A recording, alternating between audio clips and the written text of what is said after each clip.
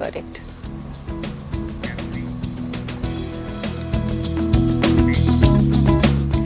There's something deeply unsettling about the randomness and the hugeness of a tragedy. One moment everything is normal, the next there's a crash, there's a fall, there's a rupture, and nothing in one's life is ever the same. Accidents, by their definition, are unexpected, but the emotional wreckage that they can leave behind is vast. It's sometimes invisible, and it is long-lasting. The recent Air India crash in Gujarat has shaken the country, not just because of its scale, but because it pierced through something we all carry: the illusion of control. Over 240 lives lost in just minutes, an entire medical campus turned into a sight of horror, and a single survivor walking out of the wreckage while hundreds never got the chance. Now, it's the kind of story that haunts people whether they knew someone on the flight or not. In India, we talk about death a lot, but we rarely discuss about the mental aftermath of seeing it up close. According to the Indian Journal of Psychiatry, more than 20% of the trauma survivors in India go to develop the symptoms of PTSD. For those who don't know, it's post-traumatic disorder, complicated grief or chronic anxiety. Yet, less than 10% of them ever seek structured psychological support. And it's not just survivors, even those who are watching from a distance, consuming headline after headline, video after video, feel a sense of unease. What we can, or what we call actually, is vicarious trauma in real. You don't have to be in the fire to be burned. India has one of the highest rates of road accident deaths in the world, over 1.68 lakh people killed in 2022 alone. And that's just the reported data. But what about the families that are left behind? The children who saw something they should never have seen, people watching TV in the hours after an incident like this takes place, those who are consuming news cycles where incidents are discussed again and again, details are combed over. What happens to them? To understand this and more, we thought today's show should be dedicated to discussing this. All right, let's bring on our guests on that note, and to talk to us about that is somebody who is going to sort of decode what all of this actually means as well. Let's bring in our guest, but before that, there is a report that our colleague Himani Chanda actually filed. She has been tracking the condition of the lone survivor. What exactly is that, living with that survivor's guilt and also, losing someone in their own family? What exactly does it entail? How exactly is the treatment going? Here's the latest. As India mourns the devastating crash of Air India Flight 171 near Ahmedabad, one man who is a British national in his 40s has defied all odds. Vishwas Kumar Ramesh is the sole known survivor. He was critically injured but has now been discharged from civil hospital in Asarwa. He is a miracle wrapped in tragedy. He has spoken to several media outlets describing how he escaped the burning aircraft and watched people die before his eyes. Vishwas says he still can't believe he survived. The mental trauma he must be carrying is unimaginable. Now let's understand why the first 24 hours after rescue are most critical for survivors, and in this case for just one survivor. The Dreamliner bound for London went down shortly after takeoff, crashing into a densely populated area and triggering massive fires. While rescue teams continue to comb through the wreckage, doctors say the real battle for life begins in the first 24 hours after rescue. In high-impact disasters, survivors often suffer multiple injuries. These first few hours are crucial for screening, diagnosing, and beginning treatment for fractures, burns, brain injuries, and internal bleeding. In Vishwas' case, he sustained several impact injuries to his chest, eyes, and feet. Hospitals follow a structured trauma protocol starting with stabilizing vital functions. This includes ventilation and fluid management. In many cases, urgent surgical intervention is the only option. But in case of Vishwas, doctors have told reporters that he was disoriented with multiple injuries all over his body. Now he is out of danger. He has now been discharged from the hospital. Vishwas earlier told the media that just 30 seconds after takeoff, there was a loud noise and then the plane crashed. He was seated in 11A next to one of the aircraft's emergency exits with his brother Ajay, who tragically did not survive. Watching dozens die, including his own brother, brings unimaginable trauma, pain, and survivor's guilt. In a heartbreaking video that surfaced on social media Wednesday morning, Vishwas can be seen crying and carrying his brother's mortal remains on his shoulders to the cremation ground. As they say, the hardest wounds to treat are invisible. Yes, what's often harder to treat are the psychological scars that survivors carry. Mental health experts told us that survivors of such incidents may experience panic attacks, nightmares, or PTSD, which is post traumatic stress disorder. These invisible wounds can take months, even years to heal. In a tragedy of this scale, where over 200 lives have been lost, the trauma doesn't stop with the lone survivor. It reaches far beyond, engulfing the families of the deceased, bystanders who witnessed the horror, and even first responders. That's why global health agencies like WHO and Red Cross recommend psychological first aid. Yes, just like we have first aid for physical wounds, there is first aid for mental well-being as well. This first aid is simple. Create a safe space for survivors. Listen with compassion. Protect the person from further harm. But this must be followed by professional counseling and long-term therapy. Back to you, Sonal, Toya. All right, those are some very important bits highlighted by Himani over there on what should one look like, what should one do also in cases like these. But today we're asking a deeper question. How do you recover after a sudden loss? What happens to your brain when trauma strikes? And to answer all these questions, we are joined by India's most experienced psychiatrist, Dr. Harish Shetty is with us from the Hiranandani Hospital in Mumbai. Good morning, Doctor. Thanks so much for sparing us the time.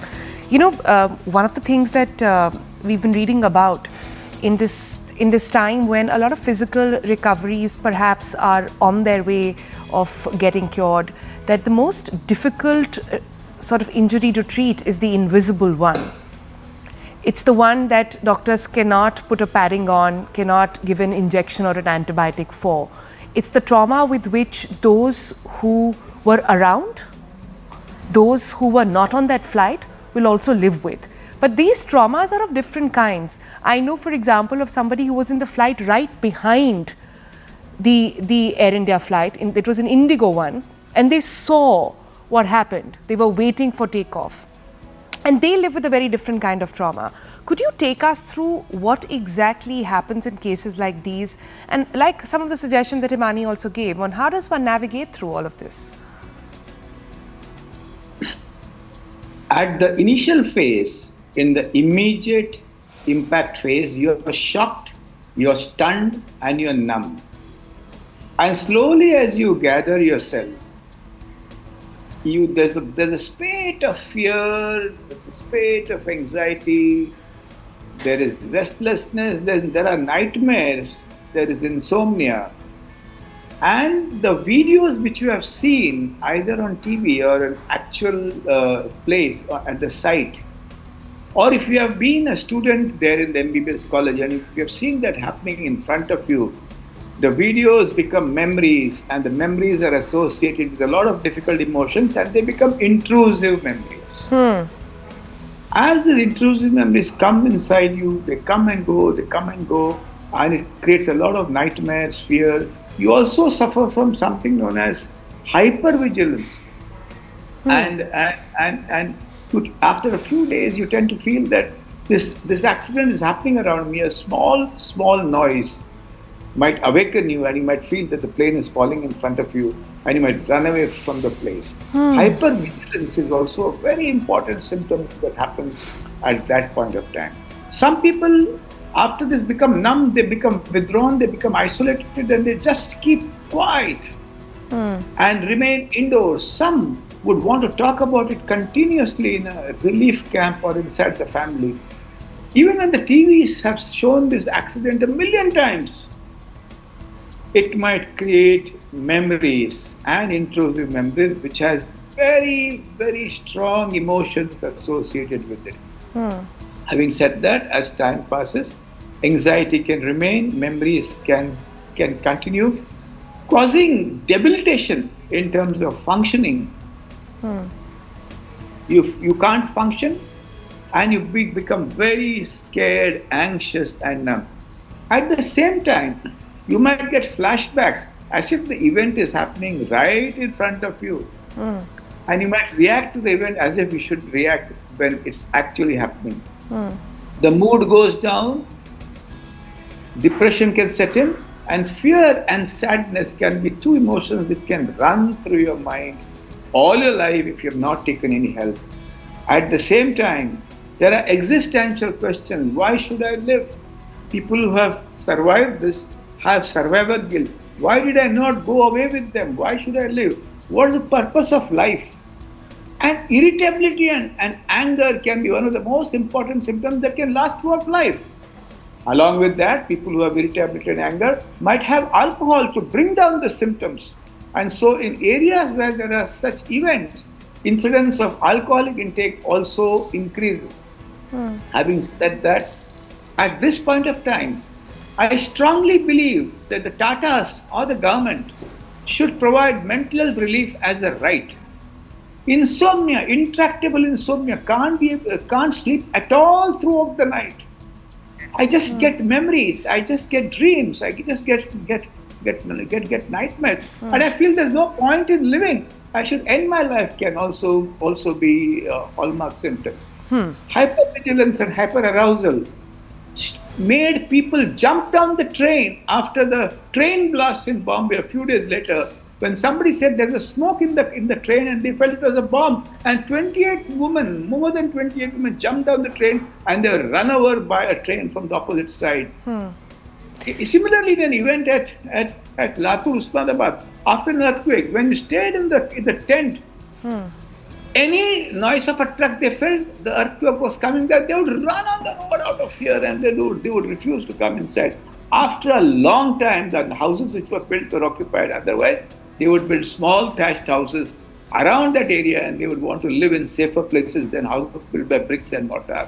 Okay, so Dr. Shetty, can we understand from you, we're talking about two different kinds of victims. There are those obviously who were directly involved in the incident, and then as you're saying, there are groups that watch or hear about an incident like this and become terrified, become hypervigilant. I want to talk about that second group in a little while. If we just focus on that first group, those who were directly impacted by what took place in Ahmedabad. Dr. Shetty, if we gave the reins to you, asked you to design a mental rehabilitation kit, like the one that you said the Tatas or Air India or the government should offer, what would that mental rehabilitation kit look like? I assume there would be compulsory therapy. What else would you build into that? First, they should identify all those who have faced this trauma, vicarious bystanders, people who have watched it, those on the ground who had faced the debris of falling on them. And can I add, even the doctors in the emergency room? Absolutely, absolutely. Those can I please add, because they've been at it and I don't think we've put enough spotlight on the trauma that the caregivers actually go through. Absolutely, the first responders, the people who help the government remove all the bodies from the disaster. People have taken those bodies for gene testing as well as the DNA testing. Those who are standing on the road far away and have seen the entire thing. Those children who have watched the accident again and again on TV. Those WhatsApp videos or WhatsApp news which went across viral to thousands of people. Each one of them is affected.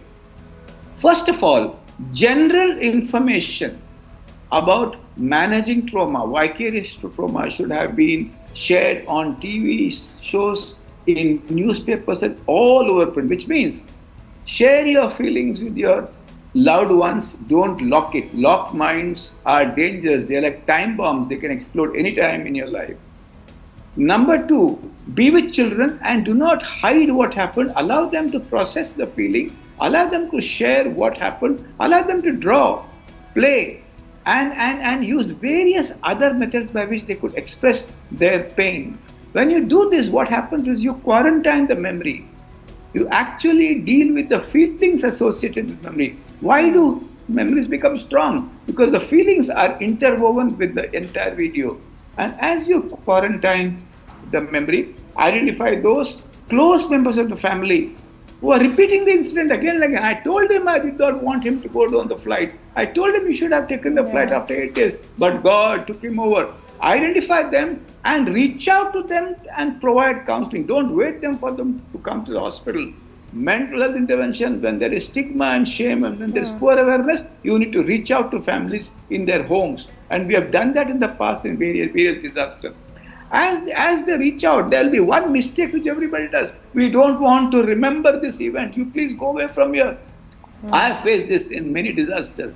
मुझे याद नहीं करना है, आप फिर से याद मत कराओ. And when they do that, it's so important for them to actually bring back all those memories, relook at it, and so that the energy, the negative energy in the memories actually dissipate and go away.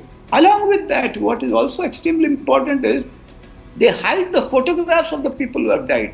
They don't want to see it. They put it in a basket or in a box, and they just don't want to be reminded. So avoidance of these thoughts, avoidance of these memories, avoidance of this feeling is one of the most dangerous symptoms in PTSD.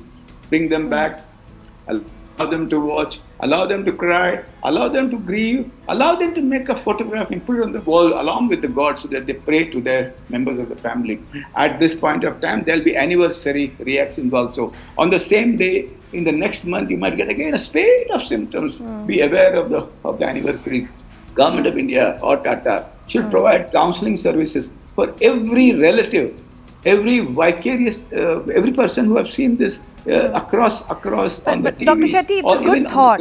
It's a good thought to provide therapy to all those affected, but is that really practical?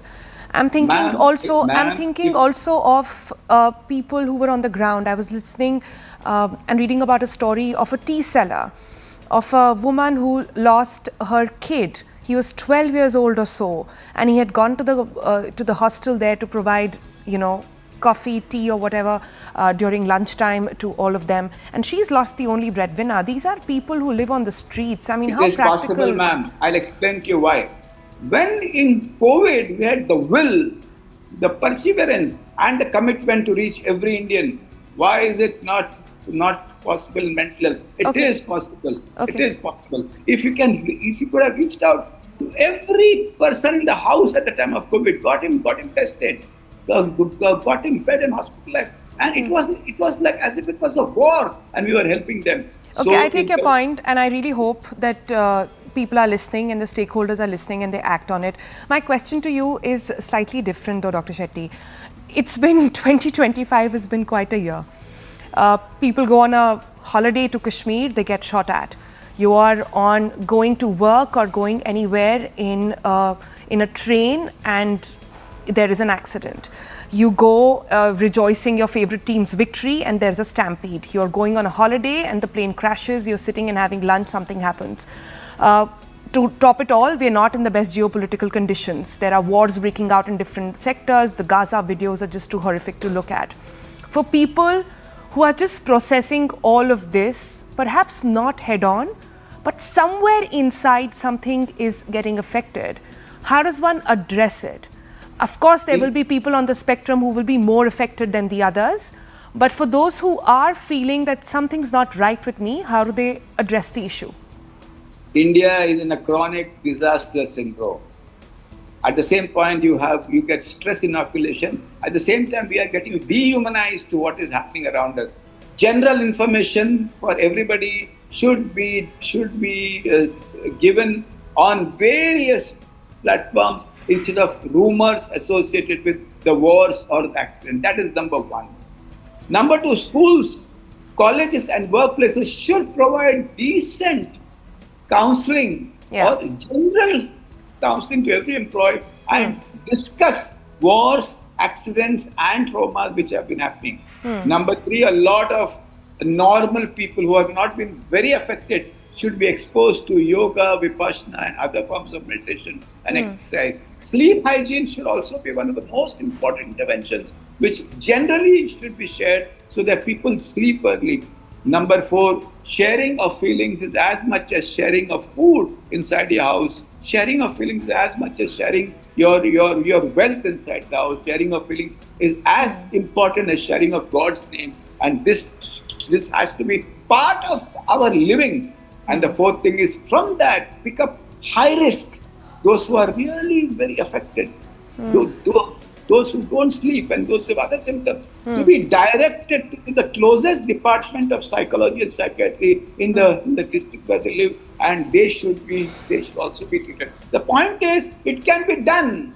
We did it in COVID. It can be done again. This alone will cause a mental health movement and will affect mental health intervention across all borders in the future. The point is, India is in a chronic disaster syndrome. There are psychosocial upheavals, there are physical upheavals, there are accidents and there are wars. So it's important that government, both state and center, should not abdicate its responsibility by only writing a mental health policy which the center has written, or a suicide prevention policy where the center has written. And they have said it's the job of the state to handle health. I think state and center should remove all the differences, being in different political parties, Dr. Shetty, benefit all other, and make mental health movement as a part of the entire process to help every Indian. Dr. Shetty, I think your points are so important. We have run out of time, and there is, something I wanted to talk about. We've run out of time now, but I do want to advise our audiences. The seminal book on trauma is called The Body Keeps Score. And Dr. Shetty, what we didn't get to talk about yet was when trauma, when PTSD show up in ways that we haven't discussed. For example, like a body pain in your body 10 years later, where you don't know that it was actually associated to trauma you felt 10 years before. So there are all these unconnected ways. There's a lot of research happening on how trauma, how PTSD shows up in our body, in our families. Late onset. Yeah, decades later. Read that book. Keep discussing this. For now, though, Dr. Shetty, thank you for joining us here on the show. All right, we're going to move on into a quick break. On the other side, we are shifting focus entirely. We are joined by Sameer Nair on adapting global hits to India, and we look at what are the latest trends coming in on OTT as well. He's, of course, the one behind Criminal Justice. We'll talk about that also in a moment from now.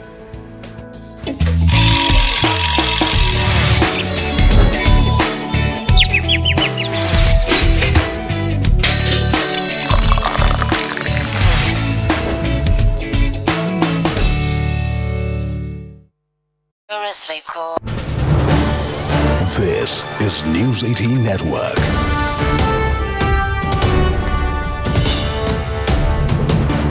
India's largest news network. Now know that Trump has officially reviewed Iran attack plans as the president and his top officials discuss whether the United States can strike key targets in Iran successfully without getting dragged into an all-out war. It comes as Trump has spoken out several times today, revealing his thinking at the instant. I may do it, I may not do it. I mean, nobody knows what I'm going to do. We're the only ones that have the capability to do it, but that doesn't mean I'm going to do it. Out front now, Israel's ambassador to the United Nations, Danny Danon. And Ambassador Danon, you heard Trump, and he's also now saying he's open to meeting with the Iranians again. So is that something you could support if that's the direction this goes?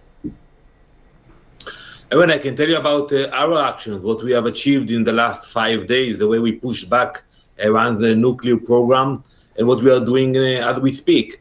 Regarding the U.S., it's a question for the U.S. president and his administration. We tend to believe the Iranians. When they say they want to destroy us, we take that word for it. When they say they want to send rockets, we take it for seriously. And I think when you look at what they are doing, chanting death to America, trying to assassinate President Trump twice, killing American soldiers all over the Middle East, it's serious. But it's for the U.S. to decide what they want to do and how they want to do. So I'm curious, though, Ambassador, if we've seen a dramatic decline in the number of missiles Iran is launching at Israel. Israel, you have all said that you control the Iranian skies. You've destroyed 40% of their missile launchers and control their skies. I guess I'm wondering, do you need the United States, right? There's we've been talking to generals. They're saying, okay, Israel could fly over Fort Au again and again and again. If you control the skies, you're not going to get shot down. You have other options as well, ground forces, things you could use. Do you feel that Israel needs the United States or must have the United States to fully eliminate Iran's nuclear program or not as of tonight? First of all, we were a small country, very committed, very determined. When you look at the size of Israel compared to Iran, it's like comparing Cuba to the United States of America. A tiny country, and Iran is 80 times bigger than Israel. Population-wise, we have 9 million, they have 90 million people over there. So we have limited capabilities, but we have good technology. I'm sure that, it will be much longer for us to make sure that Iran cannot threaten the world anymore. It will be much faster if other countries will intervene. But we don't tell those countries, what to do. But they should realize, the threat of Iran is not only to Israel. Those ballistic missiles that are still flying into Israel can already reach Europe today. And give them some time, Erin, they can reach the eastern shore of the U.S. So let me ask you, though, because I think, there's so many fundamental questions here to discuss. But one of them, Ambassador, as you know, is that Prime Minister Netanyahu, obviously for many years, has said that Iran is on the precipice of a nuclear weapon. And it has not turned out to be true simply because they didn't get one at those times. Now he has said that it was weeks away.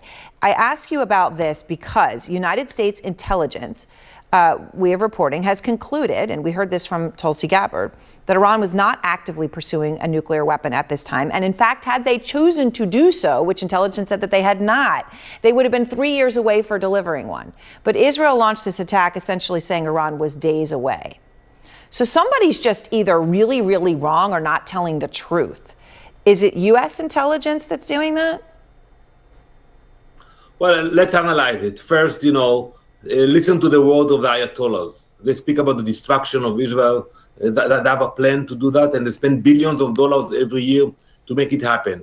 Second, look at the uranium level. That's not Israel intelligence. The IAEA said multiple times that they have enough enriched uranium to produce many bombs, not one. So why do they need uranium in that level? If they want to build a reactor, they don't need so much uranium and not enriched uranium in this level. And third, the ballistic missiles and the weaponization system.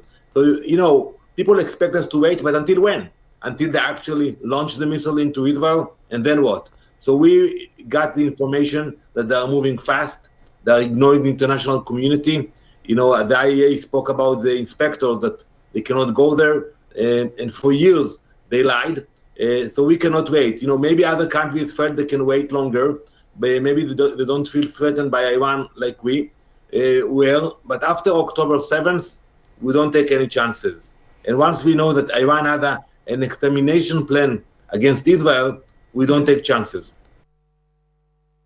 Where air raid sirens have sounded a couple times throughout the day today, but the number of missiles that Iran is sending has decreased noticeably and no Israeli fatalities today. Now, the reason why seems to be Israel's air superiority over Iran and strikes like this one on Iranian mobile missile launchers. Now, this video shows one of those launchers being destroyed. The Israeli Defense Force, the IDF, which provided the footage, says fighter jets in just the past several hours today have also hit missile production sites as well as a number of nuclear facilities designed, they say, to accelerate the scale and pace of Iran's uranium enrichment effort. But even as the Israeli strikes and somewhat diminished Iranian counterstrikes continue, the main focus right now is on the White House, where the president and his national security team met in the Situation Room late today. Sources familiar with the matter are telling CNN tonight that there's a discussion underway about how to strike targets that only the U.S. can hit without widening the conflict. Also, that the president has reviewed attack plans but is holding off to see if Tehran steps back from its nuclear program. Now, this follows a day that saw the commander-in-chief speak out several times and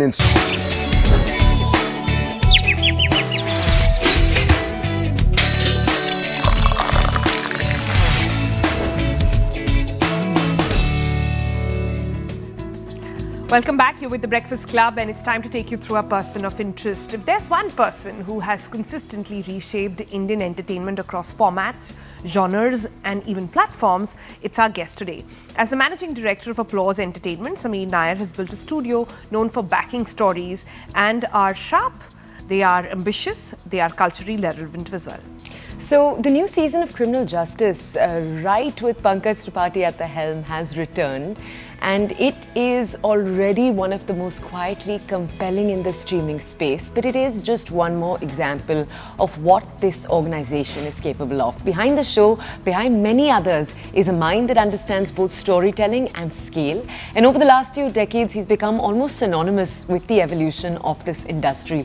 A defining force in how and in what India chooses to watch. Please welcome onto the show, Mr. Nair.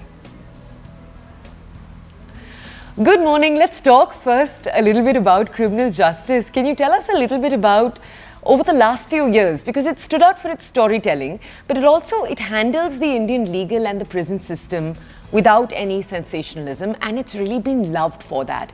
Tell us a little bit about what the conversations behind the scenes look like, about tone, about realism, about responsibility, because it's a tricky balance. How do you manage it?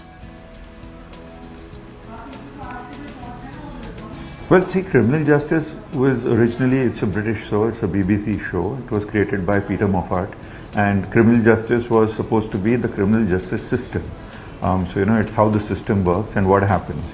So this first season was about this, this sort of boy who gets caught in a crime and then is put into jail, and then how life plays out from there for him in jail, for the family outside as they, navigate their way through the legal system. And eventually, that he is sort of acquitted. So that was the story. They'd done it in the UK, and then it was also made in the US as The Night Off. So we'd seen the thing, and it was, it's that what you call premium drama. So therefore, not sensational, not silly, not very, very breathless screaming, shouting, and none of all that.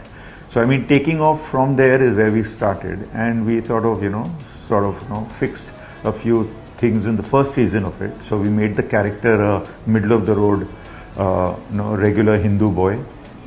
We built the whole story around that, and we stayed true to the original format, obviously adding lots of little bits and pieces of our own from our own criminal justice system, which is a little distinctive. Like typically Western shows tend to show prison in a particular way. Obviously our prisons are not like that. So we sort of stayed true to all of those things. We built prison sets, we created characters in those prisons, we built out all the other things. The one great unique thing that came out of season 1 for us was the discovery of Pankaj Tripathi. So the original also had a lawyer character who was a bit, morose and eccentric, and he had an eczema condition, so he kept scratching his way through the first season. So that was a unique trait that they had anyway introduced in the original. Talking about Pankaj Tripathi, there is enough to be spoken about the man. His portrayal of the last few seasons had people absolutely, glued to their television screens. Do you know when you're watching rehearsals itself or just some reruns, the first edits that come out, could you tell at that point that this was going to be magic on screen? Honestly, in the case of Criminal Justice in season 1, because we had seen the original and we knew what we were writing and making, I think from the get-go, when we saw the first dailies and the first rough cuts, we knew that Pankaj had done something special with the character. When the music was scored and added on to his little mischief, it became sort of, funnier, and it was totally different from what the original was. The original was not that kind of, character at all, and we liked it. And whether we could have foretold at that time that it would go on to become such a big success, that would be presumptuous. But we definitely knew that we were on to something, which is why when season 1 got over and we had to do season 2, we took the character forward. We changed the format and we took it forward. And we always credit Peter Moffat for creating the original, but we are really actually now 3 seasons ahead of what they had done. So it's wonderful, and I think that happens. Oftentimes the magic comes up, in performance, in direction, in the manner in which different elements come together. So you obviously write it, and you can read it and you can imagine it, and then you got to go out there and shoot it and make it and then put it all together and then get to a platform. They got to like it, then you give it to the audience, and then they love it, and then the magic happens. So, if we just talk a little bit more now about you and what your company's created, what you have built over the last few years, take us to decades ago. Take us right to, when you were adapting a show like KBC for Indian audiences for the first time. Walk us through that process. Quizzing was very big in India. It had, it's part of our culture to be part of the quizzing sort of world. This show had done very well, ask questions, give money, those kind of things. So really the challenge for us was not so much about how to adapt it for India, but as much as making it acceptable to an Indian audience. So that's what we went for, honestly. I mean, I think the show in its original pristine form was quite perfect, and we tried to stay as true to the format as possible with regard to the graphics, the look, the set, the sound effects, that whole dramatic music, all of that stuff. And we tried to sort of recreate it as sort of, as honestly, with as much integrity as possible. And I suppose the big change that we were doing in this was, of course, the selection of the host, Mr. Bachchan, because nowhere else in the world before that had a, like a bona fide movie superstar become the host of Who Wants to Be a Millionaire. They'd usually been always, breakfast show hosts, and that kind of people. So that was a first. And then as we started the show and as we went, obviously the questions and answers were adapted to our milieu, our context, our language and culture. The show was going to be in Hindi and English, so that was pretty straightforward. But I think we also discovered along the way, as we did the show, and it's gone on now for 25 years. So I mean, we did the first 3 seasons, and then Sony did, I think, the next 16 seasons. So I mean, it's been done Mr. Bachchan through and through. So I think along the way we also discovered little other nuances to it, like the famed Bachchan pause and speak dramatically, look into camera, hold the moment, booming laugh, those kind of things were all sort of unique characteristics that came up. And just, Indian gyan, culture, all the politeness, the dignity that Mr. Bachchan brings to a format of this kind. I think all of that became very, very Indian and unique and our own. That's true. In fact, there was a season with Shah Rukh Khan as well, and that sort of started a lot of celebrities coming in on a lot of these reality shows with Salman Khan and the rest of them jumping in as well. But you're right, the grace and the fact that it's had such a long run and still running is just absolutely brilliant. But talking about the engagement there, how have you seen audiences change from 2000s to now, when you were building shows like Kasauti and the typical Saas Bahu drama that was so much just the flavor of the season? Well, I think in the 90s we were coming off a single TV universe. There was only Doordarshan till the end 80s. So that was the world we lived in. Families had one TV set and one TV channel. The 90s brought liberalization. The 90s brought, among other things, satellite television to India. It also opened up the skies as it did for so many other sectors. So we had a lot of variety basically, and that variety created a new audience base. So as always with any kind of audience group, there are always the older audience segments who are more traditional and are used to a certain way of life, and the younglings who come along and who want to change the world. So I don't think the 90s and 2000s were much different from any other generation in that sense. The big difference was that satellite television happened, so there was a lot more choice. There were all kinds of channels, not just a single general entertainment channel. So there was music, indie pop happened, we got sports, we started seeing news channels, all of those things. And in the mix of all that, I also suppose, it was India, going through this phase of opening up, beckoning a new century. The 21st century was just about to happen. That's when KBC and Kyunki came along actually. So I think it was like, there was a lot of, sort of general energy in the air. We'd been through some 7-8 years of economic growth. We were looking ahead to the new century, and into that arrived, the newfound Star Plus which we had built at that time. that gave birth after that to just so many mammoth shows.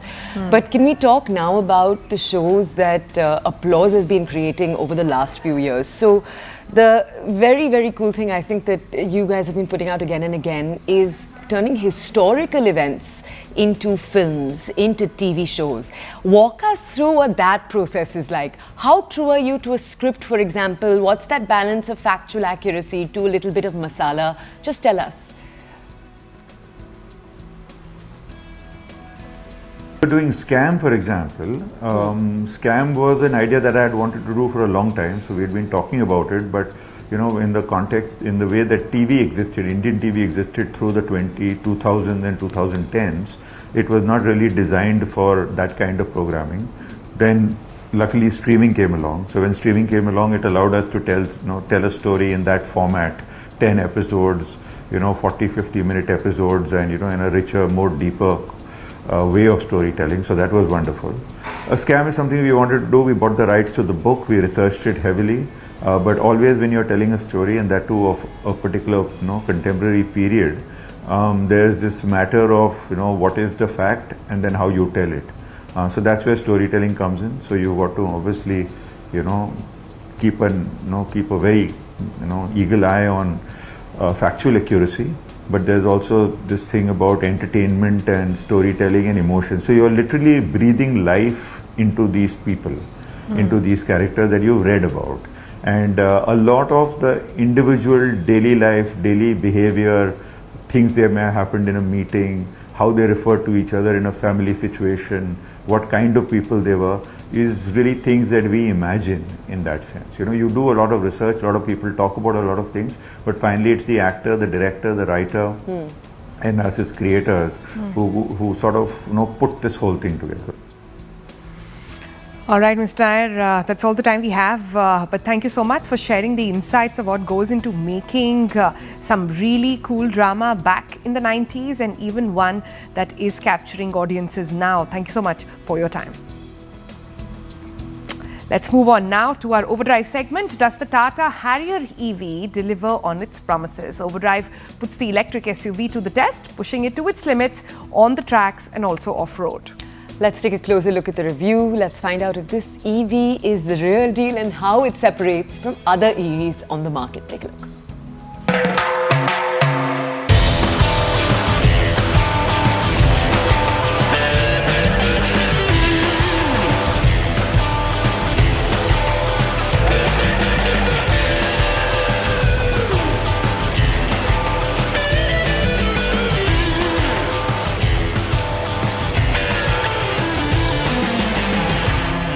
A few weeks ago, you saw the Harrier EV make a big splash in its screens.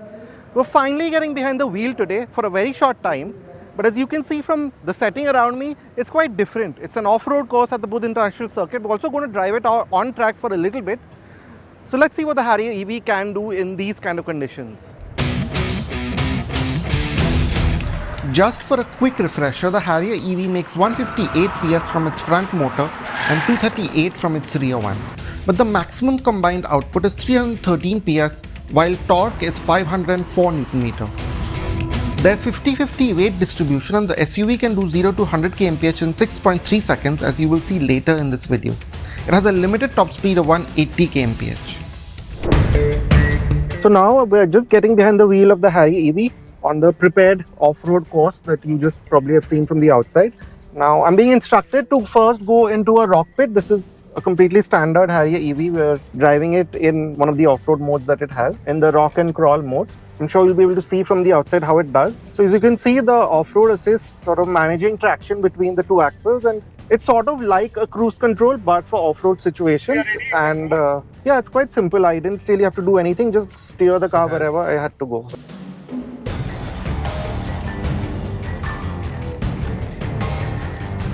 I'm on the axle twister right now.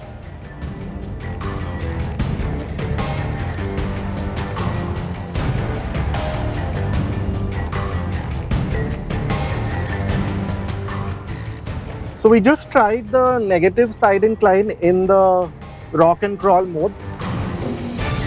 Then we also tried out the sand mode, where the car sort of drivetrain, it sort of loosens it up a little bit for that extra momentum that we need on stand. Now we're going to climb up a 34-degree incline, which looks quite intimidating from the outside, but let's see how it feels from the inside.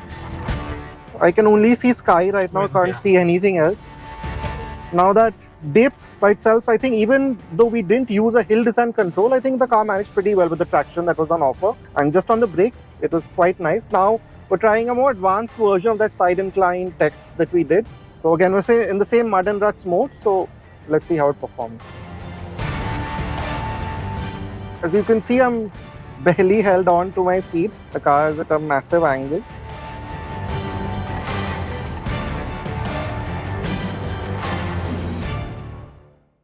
Now you've seen seesaws while growing up. With the Tata Harrier, you can sort of play the same game to an extent. This is a big ramp where you can sort of climb up, then the weight transfer will drop it forward. I've never tried this before, so let's see how it feels like.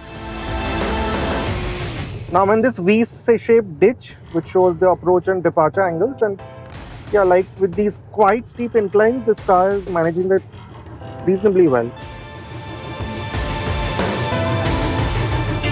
Now we're in a big slushy, boggy pit. Again, I'm going to use that off-road assist function.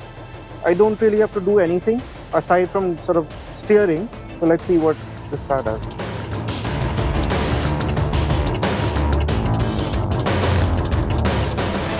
So now I'm doing what is probably the most challenging part of this. Climbing up a set of stairs, taking a very sharp right angled left and then coming down a very steep slope. This looks a bit intimidating, so let's see how the Tata Harrier and I do here.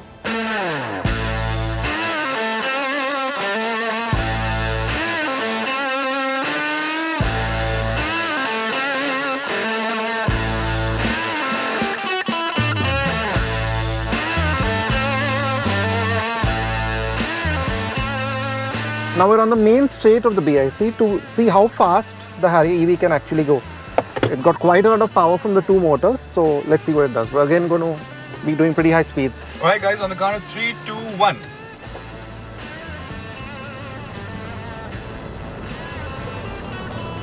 We're on boost mode, which means that we have 100% power from both the motors, front and back. We are doing about 155, 160 and 170.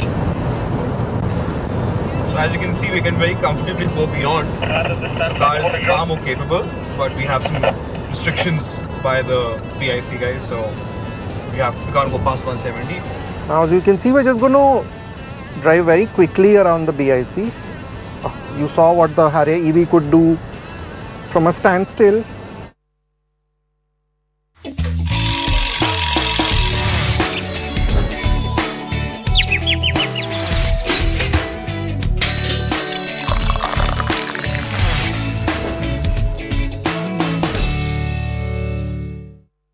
You know, people often... This is News 18 Network.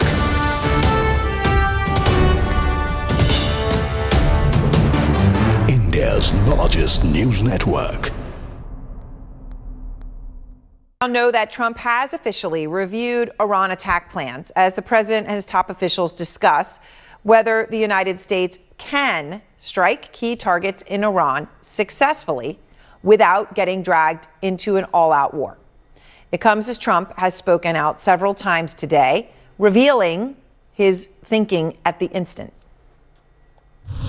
I may do it, I may not do it. I mean, nobody knows what I'm going to do. We're the only ones that have the capability to do it, but that doesn't mean I'm going to do it. Out front now, Israel's ambassador to the United Nations, Danny Danon. And Ambassador Danon, you heard Trump.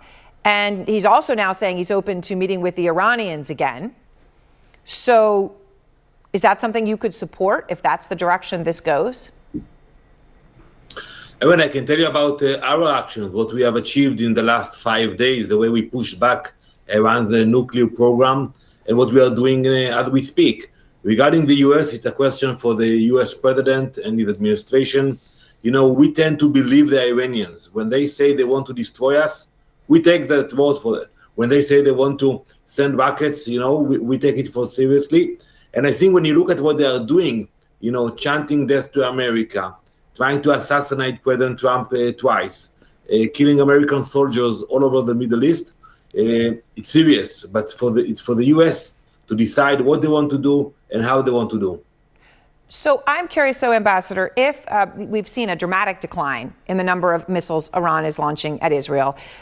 Israel, you have all said that you control the Iranian skies. You've destroyed 40% of their missile launchers and control their skies. I guess I'm wondering, do you need the United States, right? We've been talking to generals. They're saying, okay, Israel could fly over Fort Au again and again and again. If you control the skies, you're not going to get shot down. You have other options as well, ground forces, things you could use. Do you feel that Israel needs the United States or must have the United States to fully eliminate Iran's nuclear program or not as of tonight?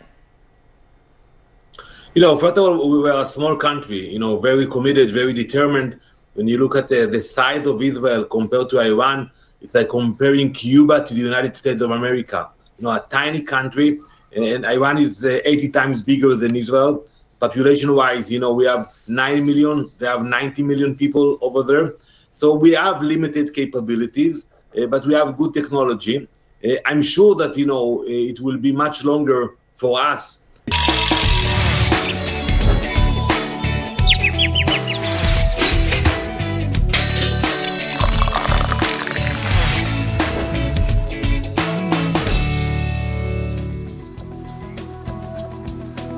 Welcome back. Let's shift focus entirely, but we are actually staying in the realm of entertainment with what we're bringing you next. Deepika Padukone's exit from Sandeep Reddy Vaga's Spirit film has led to several industry people reacting to statements that she'd made around the importance of having 8-hour work weeks.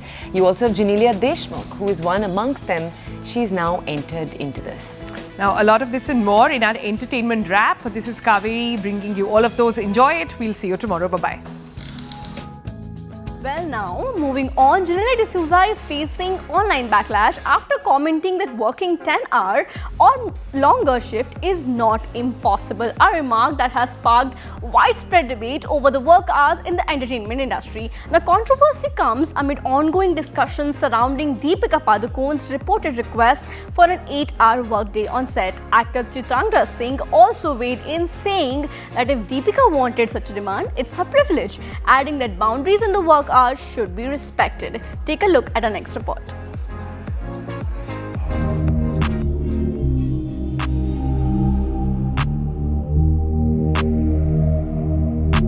Ever since reports surfaced that Deepika Padukone exited Sandeep Reddy Vanga's Spirit after her request for an 8-hour workday was allegedly denied, a demand reportedly influenced by her desire to spend more time with her newborn daughter Dua, the debate around work-life balance in the film industry has taken center stage.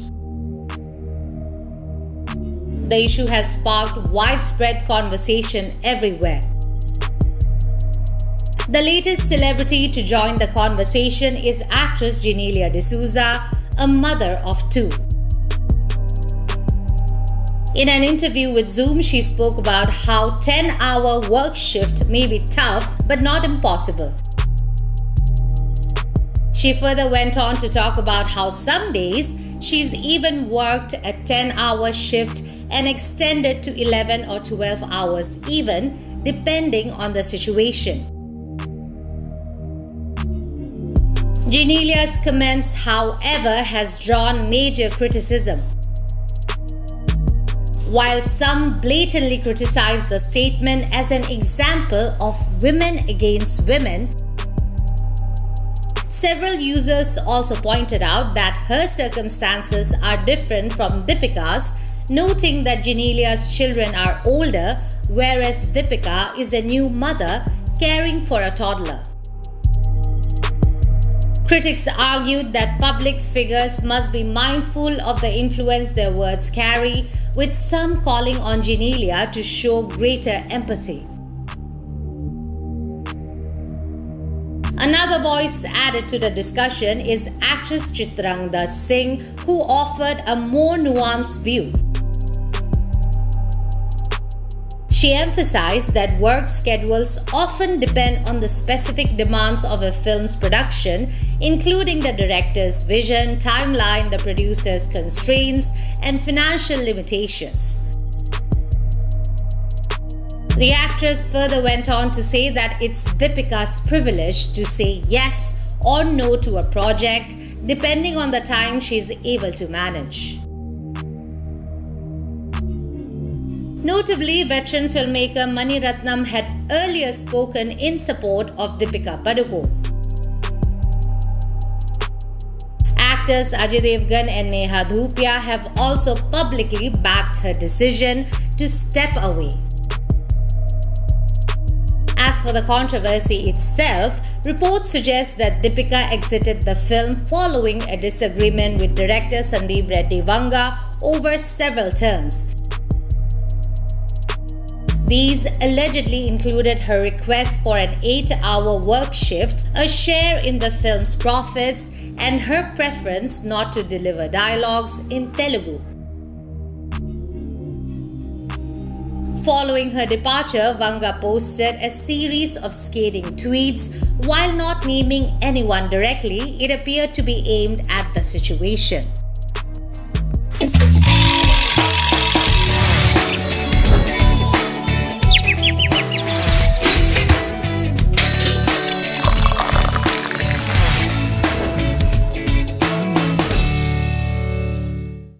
Brought to you by This is News 18 Network.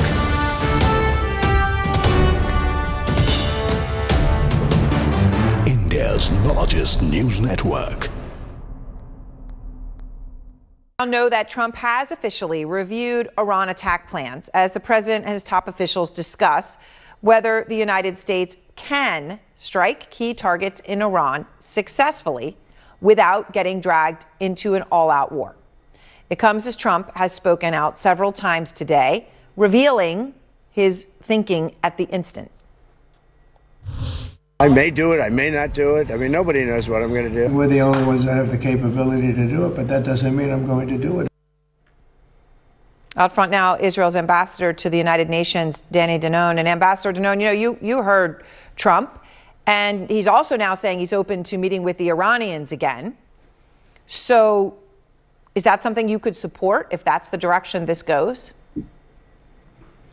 Evan, I can tell you about our actions, what we have achieved in the last 5 days, the way we pushed back Iran's nuclear program, and what we are doing as we speak. Regarding the U.S., it's a question for the U.S. president and his administration. We tend to believe the Iranians. When they say they want to destroy us, we take that word for it. When they say they want to send rockets, we take it for seriously. And I think when you look at what they are doing, chanting death to America, trying to assassinate President Trump twice, killing American soldiers all over the Middle East, it's serious. But it's for the U.S. to decide what they want to do and how they want to do. So I'm curious, though, Ambassador, if we've seen a dramatic decline in the number of missiles Iran is launching at Israel. Israel, you have all said that you control the Iranian skies. You've destroyed 40% of their missile launchers and control their skies. I guess I'm wondering, do you need the United States, right? We've been talking to generals. They're saying, okay, Israel could fly over Fort Howe again and again and again. If you control the skies, you're not going to get shot down. You have other options as well, ground forces, things you could use. Do you feel that Israel needs the United States or must have the United States to fully eliminate Iran's nuclear program or not as of tonight?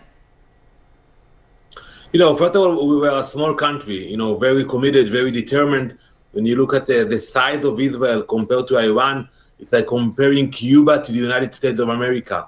A tiny country, and Iran is 80 times bigger than Israel. Population-wise, we have 9 million, they have 90 million people over there. So we have limited capabilities, but we have good technology. I'm sure that, it will be much longer for us to make sure that Iran cannot threaten the world anymore. It will be much faster if other countries will intervene. But we don't tell those countries, what to do. But they should realize, the threat of Iran is not only to Israel. Those ballistic missiles that are still flying into Israel can already reach Europe today. And give them some time, Erin, they can reach the eastern shore of the U.S. So let me ask you, though, because I think, there's so many fundamental questions here to discuss. But one of them, Ambassador, as you know, is that Prime Minister Netanyahu, obviously for many years, has said that Iran is on the precipice of a nuclear weapon. And it has not turned out to be true simply because they didn't get one at those times. Now he has said that it was weeks away.